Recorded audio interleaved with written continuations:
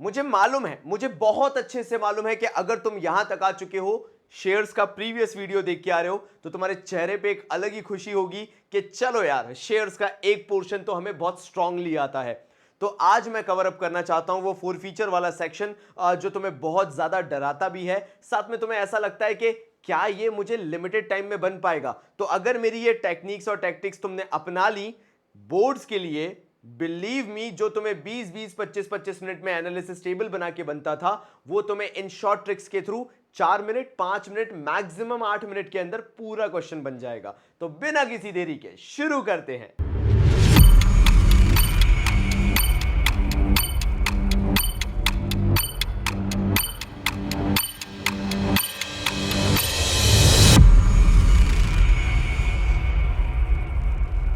Term one की तैयारी क्या तुम्हारी पूरी हो चुकी है? क्योंकि कॉमर्स बाबा की टर्म वन की तैयारी तो पूरी हो चुकी है। यहां तुम देख रहे हो, मैंने यारी को हाईलाइट किया हुआ है। यहां पे टर्म वन में तुम्हारी और मेरी यारी काम में आएगी। मैंने तुम्हारे लिए पूरा कंटेंट तैयार करके रखा हुआ है। क्या 20 डेज प्लेज पूरा तैयार है? जी हां, टर्म वन की तैयारी के अंदर 20 डेज प्लेज पूरा अवेलेबल है। क्या नोट्स पूरे अवेलेबल हैं? जी हां। क्या सैंपल पेपर्स अवेलेबल हैं? बिल्कुल। क्या गेस्ट पेपर्स अवेलेबल हैं? जी हां, जिस दिन गेस्ट पेपर आएंगे तुम्हें सबसे पहले मिल जाएंगे। क्या मैं उसके अंदर तुम्हारे लिए वर्कशॉप लेके आने वाला हूं? जी हां।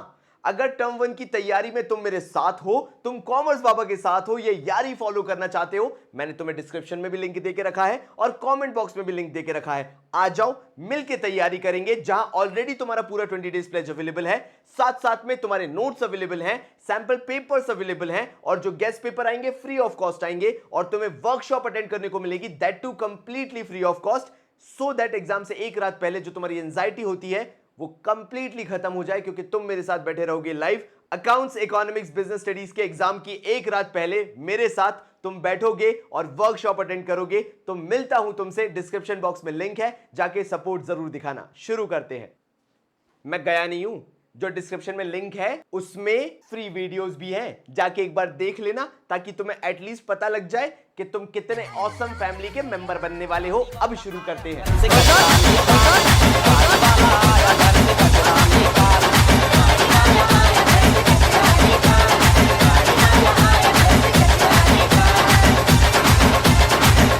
मेरा काम है तुम्हें बेबी स्टेप्स चलवाना। तो सबसे पहले ये जरा छोटा सा क्वेश्चन देखो। प्रयुज लिमिटेड है, फोरफीट किए हैं 2000 शेयर्स 10 रुपीज ईच के हिसाब से, फुल्ली कॉल्ड अप, पूरा पैसा मंगवाया था कंपनी ने, on which they had received rupees 14,000। देखो यार, अगर 2000 शेयर 10 रुपए से मल्टीप्लाई करता हूं मैं यहां पे, तो मुझे दिखता है 20,000 रुपए। लेकिन पूरा मंगवाने के बावजूद, बिकॉज लिखा हुआ था फुल्ली कॉल्ड अप, इसके बावजूद 14,000 रुपए मिले हैं, 14,000, 50 ऑफ द फोरफीटेड शेयर्स। तो भैया फोर फीचर हुआ ही होगा, बट ऑब्वियसली। अब यार देखो, मैं कुछ बताऊंगा, मैं सारे टीचर्स की बहुत रिस्पेक्ट करता हूं, टू बी वेरी ऑनेस्ट, मेरे लिए सारे के सारे कलीग्स हैं। मेरी बस यहां पे राय थोड़ी सी डिफरेंट हो सकती है, तो प्लीज कंपैरिजन कहीं पे मत करना। यहां पर calls in arrears open up करना पड़ेगा, क्योंकि हमें 6,000 रुपए नहीं मिले हैं। But the reason I am opening up calls in arrears account is because I don't know कि अलॉटमेंट था वो पैसा, फर्स्ट कॉल था वो पैसा, सेकंड कॉल था वो पैसा। सो अगर ऐसे क्वेश्चंस में जहां ये क्लियर नहीं है क्योंकि 20,000 रुपए मिलने थे, 14,000 मिले हैं, बाकी 6,000 किसके नहीं मिले, वी डोंट नो, तो कॉल सिनेरियोस अकाउंट ओपन कर दो फोर फीचर की एंट्री में। Otherwise what I will personally recommend to save time and extra efforts, please mention the name के जो नहीं मिला है, वो मैं बताऊंगा मैं क्या कहना चाह रहा हूं, अभी बस सुन लो एक बार। तो 50 फॉरफिटेड शेयर्स जो थे वो रीइश्यू हो गए हैं 9 पर शेयर फुल्ली पेडअप के हिसाब से, मतलब कंपनी ने उसको फुल्ली पेडअप मान लिया 9 रुपए के हिसाब से, यानी 1 रुपए का कंपनी डिस्काउंट दे रही है at the time of reissue of shares. चलो करते हैं। तो यहां पे जो तुम देख पा रहे हो ना, मैं इसकी बात कर रहा था, शेयर कैपिटल अकाउंट डेबिट। जिसको नहीं पता फोर फीचर की एंट्री कैसी होती है, देखो, जब तुम ड्यू करते हो तो तुम करते हो share allotment to share capital, share first call to share capital, या share application to share capital, या share second call to share capital. मतलब मैं टू शेयर कैपिटल पे ज्यादा फोकस कर रहा हूं। लेकिन जब फोर फीचर होता है तो मतलब क्या हुआ फोर फीचर का? फोर फीचर का मतलब होता है, कॉल सिनेरियो सुना था, कॉल संकट में है। अगर सामने वाले के कॉल संकट में है एंड फाइनली वो कॉल का पैसा नहीं दे पाया, इन एनी केस अगर उसने कॉल का पैसा नहीं दिया, तो हम उसके शेयर्स छीन लेते हैं फाइनली। अरियर्स का मतलब है संकट में है, दे भी देगा, नहीं देगा तो फिर छीनो। और उस छीनने को बोला जाता है शेयर फोरफीचर। तो शेयर फोरफीचर का मतलब है मार्केट से वो शेयर्स वापस बुलवाना, एक तरीके से अपने पास एज अ कंपनी रख लेना। तो जब मार्केट में इशू कर रहे थे तो 2 share capital, 2 share capital, 2 share capital. अब जब मार्केट से छीनोगे तो वक्त पलट गए, जज्बात पलट गए, सब कुछ उल्टा हो गया, इसलिए शेयर कैपिटल डेबिट में आ गया है। तो शेयर कैपिटल अकाउंट डेबिट, यहां पे कॉल्स एंड अरियर्स ये डिनोट कर रहा है। देखो ये है पाप पुण्य का लेखा जोखा, ये पूरा लेखा जोखा बताता है कि हुआ क्या, जब ये पूरा औंधा पौंधा हुआ तो हुआ क्या। शेयर कैपिटल डेबिट हुआ, ये कॉल्स एंड अरियर्स हो गए। अब यहां पे कॉल्स एंड अरियर्स क्यों यूज किया, ये जो 6,000 रुपए है, 20,000 मिलने थे, 14,000 मिले, तो जो मिल गए वो कंपनी ने छीन के रख लिए। ऑब्वियसली यार, कंपनी अपने पास वही पकड़ के रख सकती है जो कंपनी को मिल गया था। कंपनी ने पता है क्या बोला शेयर होल्डर से, तुम आगे का पैसा नहीं दे रहे ना, हमने 20,000 मंगवाए, तुमने सिर्फ 6,000 हमें दिए, कोई बात नहीं। हमने 20,000 मंगवाए, तुमने सिर्फ 14,000 दिए, कोई बात नहीं। वो 14,000 जो दे दिए तुमने वो भी हमारे, और हमने जो तुम्हें शेयर अलॉट किए थे अब हम वो भी छीन के रख रहे हैं। तो उस बंदे का कितना नुकसान हो गया, 14,000 भी गए उसके पास से और शेयर्स भी उसके पास से चले गए, सिर्फ कितने के चक्कर में, 6,000 के चक्कर में। तो कंपनी को इनडायरेक्ट जो लॉस हुआ वो 6,000 का हुआ, लेकिन कंपनी वो रीइश्यू करके रिइंबर्स कर लेगी, लेकिन बेचारे शेयर होल्डर को सोचो ना कितना लॉस हो गया। तो शेयर कैपिटल में हमने लेखा जोखा दिखाया 20,000 का, जिसमें से 14,000 मिल गए, तो कंपनी ने उसको फोरफीचर अकाउंट में क्रेडिट कर दिए, फायदा दिखा दिया। फोरफीचर क्रेडिट मतलब छीनने का फायदा, और बाकी जो कंपनी का पैसा डूब गया टू कॉल्स एंड अरियर्स करके, वो 6,000 यहां पे दिखा दिया। कॉल्स एंड अरियर्स टर्म क्यों यूज हुआ, बिकॉज अगेन मैं बोलूंगा हमें नहीं पता था कि वो फर्स्ट कॉल का पैसा है, अलॉटमेंट का पैसा है या सेकंड कॉल का पैसा है, तो ये चीज हो गई। अब उन्होंने बोला रीइश्यू किया 9 रुपए पे, तो अपन ने लिखा बैंक अकाउंट डेबिट 9 रुपए से, ठीक है। तो यहां पे अपन ने 9 रुपए से कितने शेयर रीइश्यू किए थे, अपन ने 9 रुपए से 50 शेयर्स रीइश्यू किए थे। तो भैया 9 रुपए के हिसाब से अगर 50 शेयर इशू होते हैं तो 450 रुपए बनते हैं, फिर 1 रुपए का नुकसान हो गया, तो 1 इंटू 50 रुपए के हिसाब से 50 रुपए का नुकसान हो गया। शेयर कैपिटल में पूरा 10 रुपए से आ गया, यानी 10 रुपए इंटू 50 शेयर, ये आ गया 500 रुपए। बात सिंपल सी है, यहां पर किया क्या, साम दाम दंड भेद हटा दिए। अगर तुमने मेरा पहले के वीडियोस देखे हो, जब मैंने जर्नल एंट्रीज पूरी करवाई थी इससे पहले वाले, तो मैंने तुम्हें बताया था थ्योरेटिकल में कि सब काट दोगे तो बैंक टू शेयर कैपिटल ही बचेगा। फोरफीचर इसका बहुत बेस्ट और ऑसम एग्जांपल है। देखो bank account debit to share capital, दोबारा जब कंपनी ने रीइश्यू किया तो application, allotment, first call, second call के झंझट से जाने से अच्छा था एक बार में बेच दिया बैंक टू शेयर कैपिटल करके। तो तुम्हें हिंट लग गई कि बेचा ऐसे ही जाता है, बस वो पार्ट्स में मंगवाओ तो application, allotment, first call, second call हो जाता है। तो बैंक टू शेयर कैपिटल हो गया, क्योंकि कंपनी को रीइश्यू करते टाइम उन्होंने 9 रुपए पे रीइश्यू किया, fully paid up. Fully paid up का मतलब फुल वैल्यू क्या थी शेयर की, 10 रुपए। रीइश्यू कितने में करा, 9 रुपए में, क्वेश्चन में क्लियरली लिखा हुआ था। तो 9 रुपए में रीइश्यू करने के कारण 1 रुपए का नुकसान हुआ। अब ये पूरा 1 रुपए का नुकसान बाबा जी फोरफीचर नाम से क्यों आया, क्योंकि ये सारे साम दाम दंड भेद फोरफीचर के नतीजे हैं। फायदा भी हुआ तो फोरफीचर करने के कारण, रीइश्यू में नुकसान भी हुआ तो ना फोरफीचर होता ना नुकसान होता, इसलिए फोरफीचर के नाम से डेबिट करके नुकसान दिखा दिया। ये अपन ने एंट्री कर ली। अब यहां पे निकालना है share forfeiture to capital reserve. इसका तरीका तुम्हारा भाई बताएगा, ये सब साम दाम दंड भेद मत करना, जो ये तुम पता नहीं कौन सा ये एक ऐसा कुछ एनालिसिस टेबल जैसा भूत बनाते हैं। सुनो, अगर तुम 1980 में होते, चलो 1975 में भी होते, और तब तुम्हारा 12th हो रहा होता तो एनालिसिस टेबल बनाते, मैं तुम्हें जीनियस मानता। लेकिन ये वो जमाना है जहां तुम्हें एमसीक्यूज करने हैं, प्लीज कट इट ऑफ। मैं तुम्हें फॉर्मूला बता रहा हूं, वो लगाओ, तुम्हारा फाइनल आंसर आ जाएगा। तो तुम्हारा कैपिटल रिजर्व निकालने का फॉर्मूला बड़ा सिंपल है। तुम्हें क्या करना है, credit balance of share forfeiture लिखना है। लिखो मेरे साथ formula, credit balance of share forfeiture into करना है तुम्हें रीइश्यूड शेयर्स, अपॉन करना है तुम्हें फोरफीटेड शेयर्स, और माइनस करना है debit balance of share forfeiture. तो भैया तुम्हें भी याद होगा credit balance of share forfeiture निकल के आया था 14,000 रुपीज का, अपन ने लिखा 14,000 इनटू रीइश्यूड, अपन ने सिर्फ कितने किए, कहां गया, मर गया ये, यही तो ये रहा 50 शेयर, तो multiplied by reissued share 50, upon forfeited share कितने थे टोटल, 2,000 फोरफीटेड शेयर थे, माइनस किया debit balance of share forfeiture जो कि 50 रुपए था, तुम्ही ने लिखा था 1 रुपए इंटू 50 शेयर करके 50 रुपए। तो भैया 51 जा 50 होता है, फिर उसके बाद 54 जा 200 होता है, तो ये 0 बचा, फिर ये 0 से 0 चला गया, फिर 4 1 जा 4 होता है, फिर 4 3 जा 12 होता है, 4 5 जा 20, 350 माइनस 50 इक्वल्स टू 300। मतलब रुपीज भी लगा देना, वरना आगे किलोग्राम लगा देना, दोनों ही सही माना जाता है। क्या ही होगा, रुपीज और किलोग्राम में कितना ही अंतर होता है, मतलब प्लीज रुपीज लगाना। तो यहाँ पे हमने कुछ नहीं किया, एक सिंपल सा फॉर्मूला याद रखा, credit balance of share for future है, मल्टीप्लाइड बाय कर दो जितने भी रीइश्यूड है। अब बाबा जी क्या हो, सारे शेयर रीइश्यू हो गए तो कोई बात नहीं, 2000 अपॉन 2000 फोरफीटेड शेयर मतलब जितने थे पूरे रीइश्यू हो गए तो 2000 अपॉन 2000 हो जाएगा। अगर पूरे शेयर रीइश्यू हो गए होते तो कट के जीरो हो जाता, सीधे क्रेडिट माइनस डेबिट बैलेंस से आंसर आ जाता। लेकिन अगर कम शेयर रीइश्यू किए तो फिर 50 जैसे ये है वो वाला आ जाएगा। इससे फायदा क्या होगा, तुम्हारा ये एमसीक्यूज में टाइम बहुत बच जाएगा एंड तुम्हारा आंसर कंपैरेटिवली ज्यादा इजीली आ जाएगा। तुम्हें किसी बहुत ज्यादा सामदाम दंड भेद पे नहीं रखना पड़ेगा, मतलब रुकना पड़ेगा, और तुम्हें आंसर निकालने में कंपैरेटिवली काफी आसानी होगी।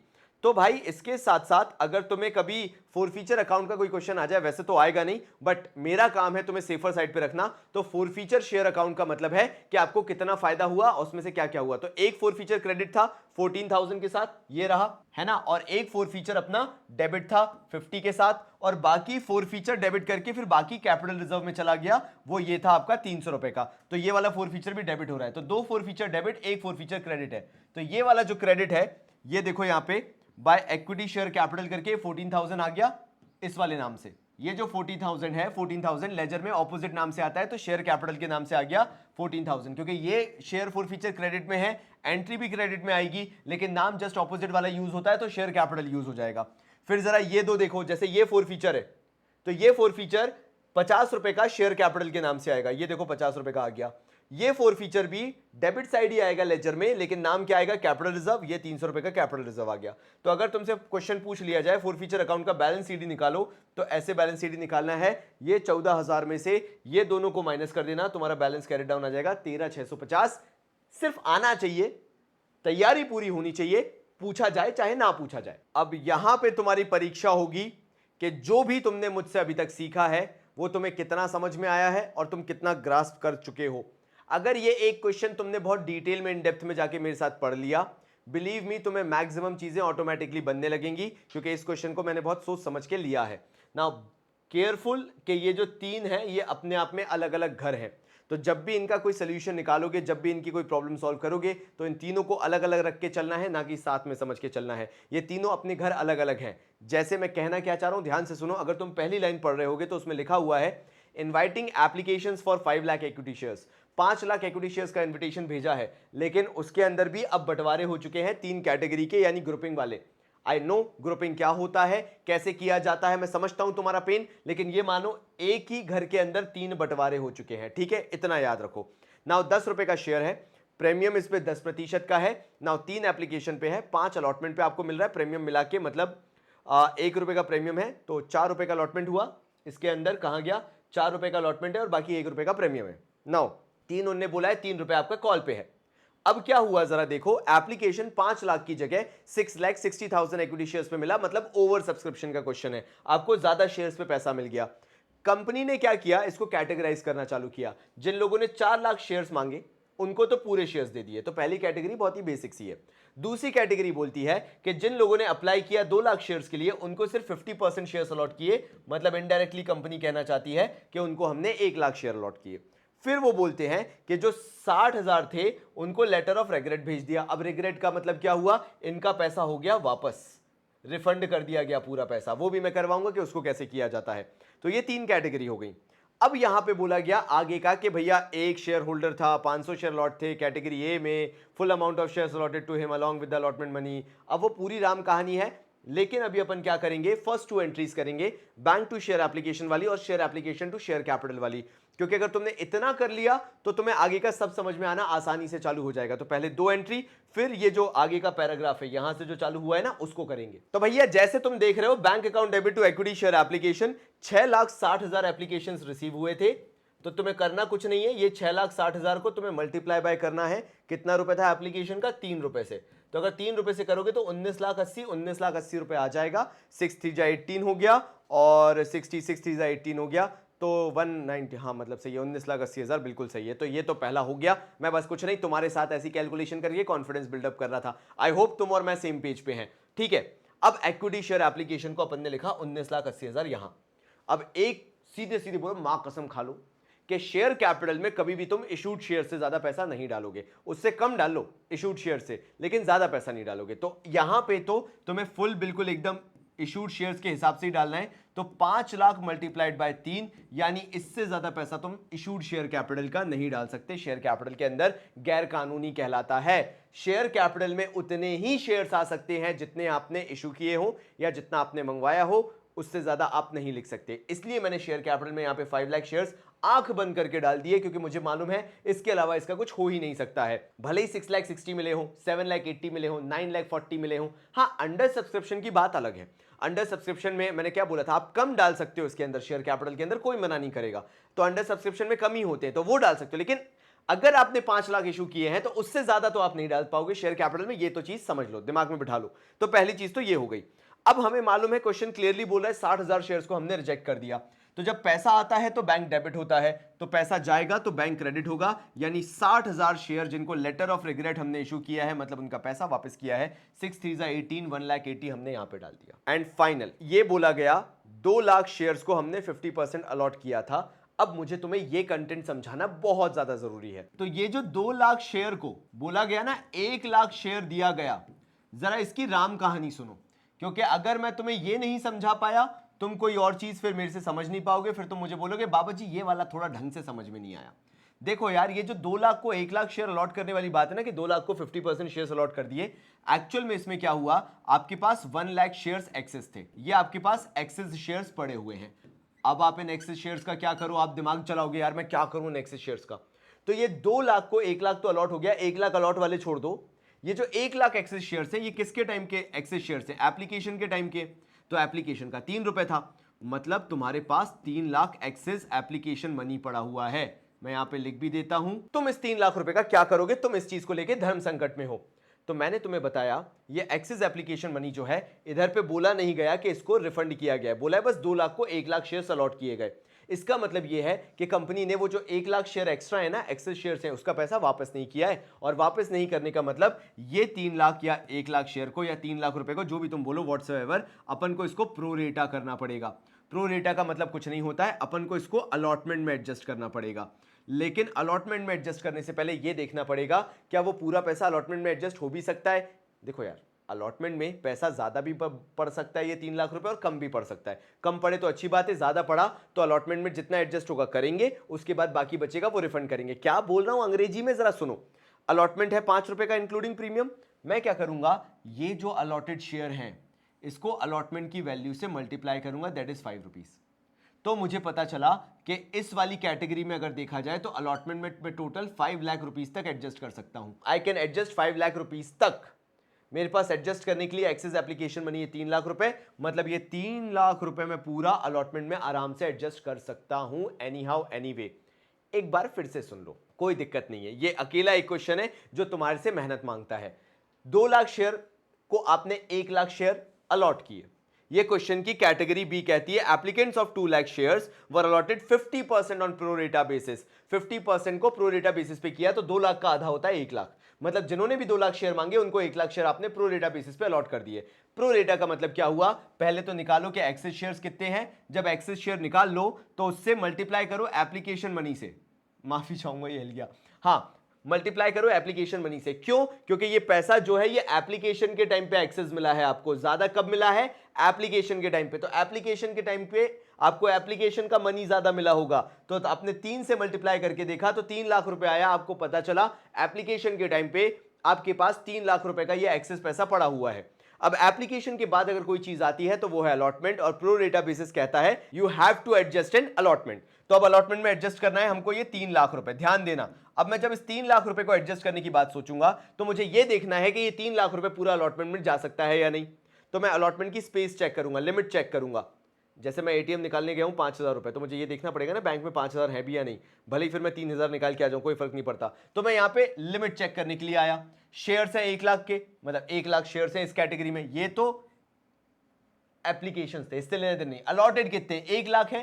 तो ये 1 लाख शेयर जिसको अलॉट हुए हैं, अगर मैं देखूं कि उसके ऊपर एप्लीकेशन का कितना पैसा ड्यू होता है, मुझे पता चला 5 रुपए ड्यू होता है। 1 लाख इंटू 5 करके 5 लाख रुपए सामने वाले बंदे पे इतना ड्यू हो रहा है। हमारे पास एक्सेस एडजस्ट करने को कितना है, 3 लाख रुपए। तो हम 3 लाख रुपए इसके अंदर एडजस्ट कर सकते हैं। तो जब भी अलॉटमेंट मंगवाएंगे तो हम 3 लाख रुपए एडजस्ट करके बाकी बचा हुआ 2 लाख रुपए मंगवा लेंगे, अगर सारी चीजें सिंपल रही या बेसिक रही तो। इसका मतलब ये हुआ whatever the excess money is we are going to adjust in allotment, because in allotment we can adjust till 5 lakh rupees तक, 5 लाख रुपए तक एडजस्ट कर सकते हैं। अब तुम पूछोगे बाबूजी अगर ये 7 लाख होता तो क्या होता? कुछ नहीं, 5 लाख तक तो अलॉटमेंट में एडजस्ट कर सकते हैं ना, तो 5 लाख अलॉटमेंट में एडजस्ट करते, बाकी 2 लाख का पैसा वापस कर देते, रिफंड कर देते, रिटर्न कर देते, ये होता है। तो अब देखो मैं तुम्हें अलॉटमेंट में एडजस्ट करके दिखाता हूं। तो अगर कोई तुमसे पूछता है ना, तुम उसे बिल्कुल कॉन्फिडेंटली आंसर दे सकते हो कि ये इक्विटी शेयर अलॉटमेंट के अंदर 3 लाख रुपए का हमने पूरा डिटेल्ड एक्सप्लेनेशन पढ़ा है कि 3 लाख रुपए कैसे आया, क्योंकि इसमें अलॉटमेंट में समा सकता था, उतना पैसा आ सकता था, क्योंकि अलॉटमेंट में 5 लाख रुपए तक जा सकता था, हमें तो सिर्फ 3 लाख रुपए एडजस्ट करने थे। अगर नहीं होता तो 5 लाख यहां लिखा होता और बाकी 2 लाख ये बैंक वाली एंट्री में मैं इसी में प्लस करके रिफंड कर चुका होता, अगर अलॉटमेंट में एडजस्ट होने के लिए पैसा ज्यादा होता। अभी तो 3 लाख है, 3 लाख पूरा अलॉटमेंट में एडजस्ट हो गया। अब तुम बोलोगे बाबूजी इतना काम करने के बाद भी आपने जब अलॉटमेंट की ड्यू एंट्री की तो हमें तो उसमें कोई फर्क नहीं दिख रहा। एग्जैक्टली यही तो बात है कि तुम्हें टेंशन क्यों लेना है, ड्यू की एंट्री में कोई कोई चीज छेड़ी नहीं जाती है। आपको सामने वाले को एहसास दिलाना जरूरी है कि हम मांग तो पूरा रहे हैं, हां अगर आप दे चुके हो तो एडजस्टमेंट बाद में करते रहेंगे, बट हम ड्यू एंट्री से ये दिखाएंगे कि आपको ये पैसा देना तो पड़ेगा। तो जब आप अलॉटमेंट की एंट्री ड्यू करोगे 5 रुपए की है तो शेयर अलॉटमेंट करके आप यहां पे लिखोगे आपके शेयर्स इशूड कितने हुए थे मार्केट में, 5 लाख इक्विटी शेयर्स, 5 5 से 25, तो यहां पे 25 लाख रुपए आपका आ गया। शेयर कैपिटल में आपका 4 रुपए से आएगा, तो 20 लाख रुपए आपका यहां आ जाएगा। 4 रुपए से क्यों? क्योंकि 1 रुपए का प्रीमियम है, 10% था ना, 10 रुपए का 10% यानी 1 रुपए, तो वो जो 1 रुपए प्रीमियम है वो आपका सिक्योरिटीज प्रीमियम रिजर्व से यहां पे 5 लाख रुपए आ जाएगा। 1 रुपए का premium multiplied by 5 lakh share, है ना, वरना बोलोगे कैसे आया बाबा जी, 1 रुपए का प्रीमियम था, 5 लाख शेयर्स थे आपके, तो 5 लाख रुपए का आपका प्रीमियम आ गया। यहां पे आप ये इंडिकेशन दे रहे हो कि बीइंग अ कंपनी आप एक्सेस पैसा दे चुके हो, धन्य हो आप, बहुत अच्छी बात है, लेकिन हम आपके ऊपर पूरा ड्यू करेंगे, वरना बाद में आप बोलो जब मेरे पे ड्यू ही नहीं हुआ तो आपने मेरा पैसा एडजस्ट क्यों कर दिया। बात हो सकती है ना लॉजिकली यार। तो यहां पे सामने वाले को एहसास दिलाना जरूरी है सर आपके ऊपर ड्यू हो रहा है, हां क्योंकि उसके बाद आप दे चुके हो, एक्सेस मनी दे चुके हो, हम उसको एडजस्ट कर देंगे, कोई दिक्कत नहीं है, लेकिन आपके ऊपर ड्यू तो हम पूरा करके दिखाएंगे ताकि सबूत रहे कि आपके ऊपर पूरा 25 लाख रुपए टोटलिटी में, पूरे बिजनेस के हिसाब से देखा जाए तो 25 लाख रुपए ड्यू है ना। यहां पे ये देखो एडजस्टमेंट दिख रहा है, वो अपन अलग से करेंगे। अब देखो क्वेश्चन आगे क्या बोल रहा है, और मेरे कैलकुलेशन देखो कि तुम्हें जिसके लिए एनालिसिस टेबल बनाने की जरूरत नहीं है, सारी चीज यहां होना चाहिए। तुम किसी भी तरह से अपने आप को डिसेबल मत समझना कि you don't have that mental strength to carry this much of load. Just watch this videos at least 5 times and you will thank me later कि सर आपने मेरा बहुत टाइम बचा लिया है। या तो ये वीडियो स्किप करके घंटों घंटों लगाते रहो, या सिर्फ इसको 5 बार देख लेना इस पूरे वीडियो को, स्पेशली इस क्वेश्चन को, and you will save a lot of time. Like जब तुम बोर्ड्स में बैठे होगे ना तो तुम्हें हंसी आ रही होगी बाकी किसी को एनालिसिस टेबल बनाते देखते हुए। So just listen to me once कि मैं क्या कहना चाहता हूं यहाँ पे। तुम्हारा मोटिवेशन हूं यार मैं, काय को टेंशन ले रहे हो, जो मैं बता रहा हूं बस एक बार सुन लो। यहाँ पे बोला गया a share holder to whom 500 shares were allotted under the category A, जो पहली वाली कैटेगरी थी ना 4 लाख को फुल वाली, उसके अंदर एक बंदा है जिसने पूरा पैसा अलॉटमेंट के साथ दे दिया, paid full amount on shares. तो देखो यार फुल अमाउंट का मतलब क्या हुआ, उसने अलॉटमेंट का पैसा, अलॉटमेंट का क्यों ही बोला, फाइनल कॉल का पैसा जो 3 रुपए था उसने क्या किया अलॉटमेंट के साथ दे दिया, तो 5 × 3 1500 रुपए, तो कहां गया 1500 रुपए, तो ये कॉल्स इन एडवांस तो ये आ गया। तो ये 1500 रुपए का तो कुछ ऐसा है नहीं, मैं कॉल्स इन एडवांस तो मैं सिखा चुका हूं। क्रेडिट क्यों लिखा, क्योंकि मेरी इनकम हो रही है, कोई मुझे पैसा दे रहा है, बीइंग अ कंपनी, मैं कंपनी हूं और मुझे पैसा मिल रहा है, तो उस इनकम को तो मैं क्रेडिट करूंगा और बाकी पैसा बैंक में ऐड कर दूंगा जो 1500 रुपए मुझे मिला है। बट क्रेडिट साइड क्यों दिखाना जरूरी है, because that is my income. तो ये तो हो गया, ये कोई बहुत बहुत बड़ी चीज नहीं थी, बड़ी चीज यहां पे आ रही है। Another shareholder to whom 1000 shares were allotted under category B, दूसरा शेयर होल्डर था जिसके पास 1000 शेयर्स थे under category B, fail to pay the amount due allotment, उसने 1000 शेयर पे अलॉटमेंट का पैसा नहीं दिया। अब क्योंकि तुम्हें मालूम है वो साफ साफ कह रहे हैं, मैं थोड़ा यहां आ जाता हूं, वो कैटेगरी बी को बिलोंग करता है, तो तुम्हें कैटेगरी बी के हिसाब से करना पड़ेगा, जहां पे अगेन वही 2 लाख को आपने 50% प्रोरेटा किया था, यानी 1 लाख शेयर अलॉट किए थे। आपको पता था यहां पे अलॉटमेंट में एक्सेस मनी 3 लाख रुपए एडजस्ट हुआ था, कैसे, इसके बीच का डिफरेंस था 1 लाख शेयर्स का, और ये 1 लाख शेयर्स पे एक्सेस मनी जो मिला था ये एप्लीकेशन के टाइम पे ही मिला था, सारा झंझट एप्लीकेशन का था, तो यहां से ये 3 लाख रुपए एक्सेस एप्लीकेशन मनी आया था, जो अल्टीमेटली कहां एडजस्ट हुआ था, अलॉटमेंट में। तुम्हें पता है इस ग्रुप से अलॉटमेंट मनी टोटल ड्यू कितना हो सकता है 5 रुपए के हिसाब से, 5 लाख रुपए, ठीक है। अब यहां पे 2 चीजें हो रही है, ध्यान देना। पहली चीज क्या है, इसके अंदर इस वाली कैटेगरी में एक्सेस मनी एडजस्ट हो रहा है, दिख रहा है कि नहीं दिख रहा है एक्सेस मनी एडजस्ट होते हुए, अलॉटमेंट पे 5 लाख रुपए ड्यू है, एक्सेस मनी ये 3 लाख रुपए है जो अलॉटमेंट में एडजस्ट होना है, तो पहली कंडीशन तो ये हो रही है। दूसरा, 1000 शेयर पे एक बंदे ने अलॉटमेंट का पैसा नहीं दिया है, मतलब 1000 शेयर पे कॉल्स इन अरियर्स भी है। ये दो चीजें तुम्हें बड़े अच्छे से दिख रही हैं होते हुए इस पर्टिकुलर कैटेगरी में। कौन सी वाली कैटेगरी में? बी वाली कैटेगरी में। सो आई होप तुम्हें यहां तक तो कोई भी प्रॉब्लम नहीं होगी। मैं कौन सा कलर ले लूं? मैं ये वाला कलर ले लेता हूं, ठीक है। तो बी वाली कैटेगरी का तुम्हें फंडा समझ में आ गया। मैं एक बार फिर से बोलूंगा, परेशान मत होना, मैं बहुत स्मूथ जाऊंगा because I don't want you to make analysis table anyhow. वो सबसे गंदा तरीका है अगर किसी बच्चे को प्रोग्रेस वाइज रोकना है तो फिर से एक बार सुनो। ये कैटेगरी थी 2 लाख को 1 लाख वाली, इसमें से एक बंदे ने 1000 शेयर वाले ने पैसा नहीं दिया है, तो हमने इसको पूरा एनालाइज किया। 2 लाख शेयर को 1 लाख शेयर अलॉट किए गए हैं, यानी 1 लाख शेयर इसमें एक्सेस हैं। एप्लीकेशन के टाइम पे ऑब्वियसली सारा ये एक्सेस का झंझट होता है। जब सामने वाला अप्लाई करता है तो ज्यादा अप्लाई कर देता है, ज्यादा अप्लाई कर देता है तो कंपनी के पास ज्यादा पैसा आ जाता है। तो अप्लाई करते टाइम एप्लीकेशन का पैसा था 3 रुपए, तो इस हिसाब से कंपनी के पास 3 लाख रुपए एक्सेस है, ठीक है। अब बात को समझना। तुम ये बोलोगे बाबू जी अलॉटमेंट में एडजस्ट हो रहा है तो अलॉटमेंट से मल्टीप्लाई करो ना। नहीं नहीं बेटा, बात समझो। शर्मा जी के घर में खाना बना और शर्मा जी ने वो खाना लाके तुम्हें दे दिया कि बेटा खा लो, तो इसका मतलब ये नहीं कि तुम्हारे घर में खाना बना। ऐसे ये है, ये एक्सेस पैसा है एप्लीकेशन का, मिला एप्लीकेशन के टाइम पे है। जब लोगों ने अप्लाई किया होगा तो तुम्हें तुम्हारी कंपनी को ज्यादा पैसा दे दिया होगा, तो इसका मतलब नहीं है ये अलॉटमेंट का पैसा हो गया ना, ये है एप्लीकेशन का पैसा ही। लेकिन क्योंकि एक्सेस मिल गया है और कंपनी कह रही है प्रो रेटा, तो मतलब वो जो एप्लीकेशन का एक्सेस पैसा मिल गया है वो अलॉटमेंट में एडजस्ट हो जाएगा, लेकिन पैसा एप्लीकेशन का ही रहेगा। तभी मैंने ये जो एक्सेस शेयर थे 1 लाख दिख रहे हैं, ये इसको एप्लीकेशन मनी से मल्टीप्लाई किया, क्योंकि ये पैसा उस एप्लीकेशन के टाइम का है। जब अलॉटमेंट को चेक किया कि भैया अलॉटेड शेयर 1 लाख है, 5 रुपए का अलॉटमेंट है, तो अलॉटमेंट का देखा कि अलॉटमेंट का इस कैटेगरी में से टोटल ड्यू अमाउंट जो रहेगा, अलॉटमेंट का पैसा जो मंगवाना रहेगा वो 5 लाख है, जिसमें से अगर एक्सेस देखा जाए तो 1 लाख इंटू 3 लाख रुपए एक्सेस हो रहा है। हम इसको पूरे को अलॉटमेंट में एडजस्ट कर सकते हैं। तो फाइनली जो हमें अलॉटमेंट में पैसा मिलना चाहिए, मैं यहां लिख देता हूं, वो मिलना चाहिए 2 लाख रुपए। बताओ मेरी बात से सहमत होते हो या नहीं? 5 लाख रुपए टोटल ड्यू होता हुआ दिख रहा है, एक्सेस 3 लाख रुपए है जो अलॉटमेंट में एडजस्ट करना है, तो इसके बाद मुझे फाइनली 2 लाख रुपए तो मिलने चाहिए। अब ये जो 2 लाख रुपए मिलने चाहिए, इसमें से देखा जाए तो मुझे कितने शेयर्स पे पैसा नहीं मिला? 1000 शेयर पे out of total this category के 1 लाख शेयर। इस कैटेगरी के 1 लाख शेयर से मुझे 1000 शेयर पे पैसा नहीं मिला, तो मैं सीधे यहां पे वैल्यू निकालूंगा कि भैया मुझे 2000 रुपए नहीं मिले। सीधे सीधे देखो यहां पे, आई हैवंट रिसीव 2000 रुपीज। अब यार तुम बोलोगे बाबा जी इतनी मेहनत काहे को कर रहे हो? बोलते हैं ना, कभी किसी को साइकिल एक टायर पे चलाते देखिए, उस बंदे से बस एक बार पूछ लेना कि भाई ये जो तू साइकिल एक टायर पे चला लेता है, ये पहले दिन से चला रहा है? आज तो कभी गिरा नहीं, कभी एक्सीडेंट नहीं हुआ, कभी लगी नहीं, कभी चोट नहीं हुई? वो अपने छिले हुए घुटने दिखा देगा तुम्हें। तो पहली स्टेज हमेशा ही टफ रहती है। तुम मुझसे बोलोगे बाबा जी आपने इतना प्रॉब्लम क्यों किया? आप सीधे देखते 1000 शेयर का पैसा नहीं मिला है, अलॉटमेंट का 5 रुपए है, मल्टीप्लाइड बाय 5 करो, 5000 आ गया। आपका आंसर तो गलत आ रहा है। दिक्कत है, दिक्कत है। दिक्कत क्या है? ऐसे डायरेक्टली क्यों नहीं लगा सकते ये फॉर्म, मतलब सीधे सीधे मल्टीप्लाई करके आंसर नहीं निकाल सकते 1000 शेयर इंटू 5 रुपए अलॉटमेंट का? क्योंकि यहां पे प्रोरेटा हो रहा है। प्रोरेटा का मतलब समझो, यहां पे 2 कंडीशन फुलफिल हो रही है। इस वाली कैटेगरी में एक्सेस मनी भी एडजस्ट हो रहा है और कॉल्स इन अरियर्स भी हैं। ये 1000 शेयर वाला जिसने अलॉटमेंट नहीं दिया है, हो सकता है इसका भी कुछ एक्सेस पैसा कंपनी के पास पड़ा हो, और हुआ भी यही है। देखा जाए मल्टीप्लाई करके, ये 1000 शेयर मल्टीप्लाइड बाय 5 रुपए के हिसाब से तो बनता तो 5000 रुपए है। लेकिन हुआ क्या होगा, क्योंकि इस कैटेगरी में एक्सेस मनी वाला सीन है ना, तो ये जो बंदा 5000 रुपए जिसने नहीं दिया है, इसका एक्सेस मनी कंपनी के पास ऑलरेडी पड़ा होगा, तो वो एडजस्ट होने के बाद भी इस बंदे पे 2000 रुपए ड्यू थे जो ये नहीं दे पाया। ये सिनेरियो हुआ है। इसलिए तुम डायरेक्ट आंसर नहीं निकाल सकते मल्टीप्लाई करके जब 2 कंडीशन अलॉटमेंट पे फुलफिल हो रही हो। पहली कंडीशन जब एक्सेस मनी एडजस्ट हो रहा हो, तभी मैंने अलग से लिख दिया है, और दूसरा कॉल्स इन अरियर्स हो रहा हो। जब भी तुम्हें क्वेश्चन में कोई भी क्वेश्चन तुम पकड़ लो, क्या अलॉटमेंट में एक्सेस मनी एडजस्ट हो रहा है, क्या अलॉटमेंट में कॉल्स इन अरियर्स भी है, अगर दोनों कंडीशन फुलफिल हो रही है तो कभी भी सीधे मल्टीप्लाई करके आंसर मत निकालना।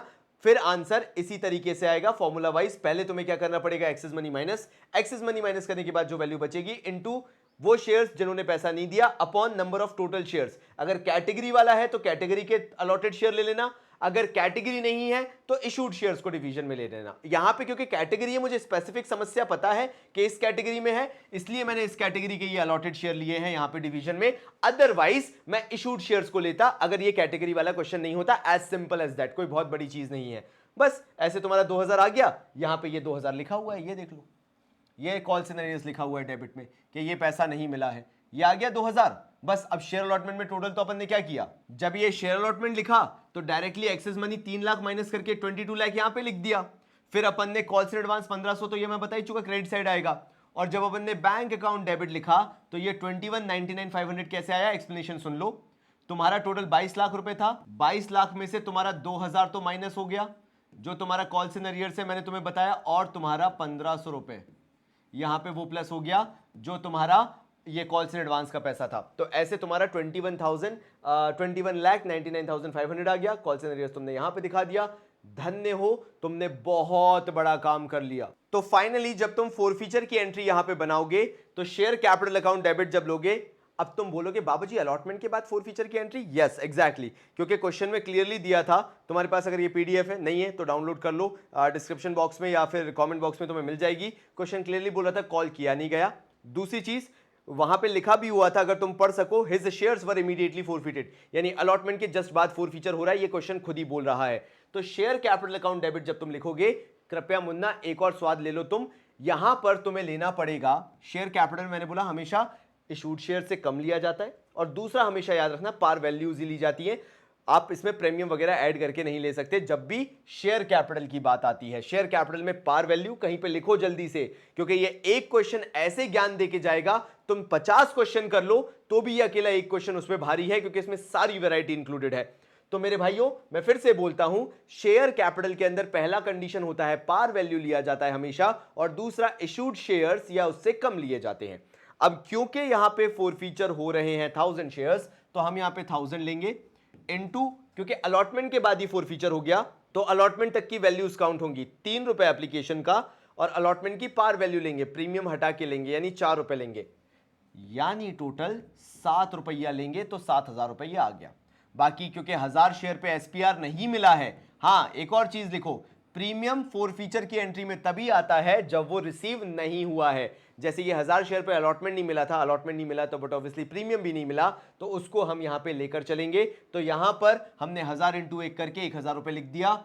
फिर ये जो कॉल्स एंड अरियर्स है, ये तुमने अभी मेरे साथ निकाला था 2000 रुपए, यहां पे फिर मल्टीप्लाई करके मत लिख देना, अरे वो 1000 शेयर मल्टीप्लाइड बाय अलॉटमेंट का 5 रुपए 5000, नहीं नहीं नहीं नहीं नहीं, मैंने तुम्हें इतना सामदाम दंडभेद करके ये 2000 रुपए क्यों लिखवाया था, क्योंकि तुम्हें पता होना चाहिए कि वो 5000 रुपए नहीं आएगा मल्टीप्लाई करके 1000 इंटू 5, ये आएगा ये 2000 रुपए। तो कॉल्स इन अरियर्स में 2000 रुपए ये आ गया। यहां पे अपन ने बाकी का बस कुछ नहीं, 7 और 1 8000, 8 माइनस 2, माइनस करने के बाद बैलेंसिंग फिगर अपन ने किस में डाल दिया, शेयर फोरफीचर अकाउंट में अपना ये पैसा आ गया।